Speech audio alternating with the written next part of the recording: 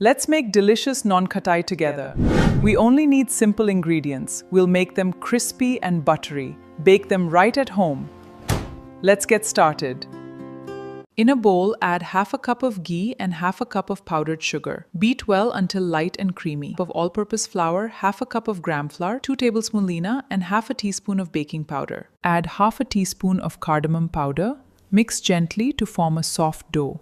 Do not over-knead. Take small portions and shape them. Place them on a baking tray. Make a small design on top with a knife and garnish with chopped pistachios or almonds. Bake in a preheated oven at 170 degrees Celsius. Let the Nankhatai cool completely. They will become perfectly crisp and delicious. Enjoy these homemade Nankhatai with a hot cup of tea. A perfect sweet treat for everyone.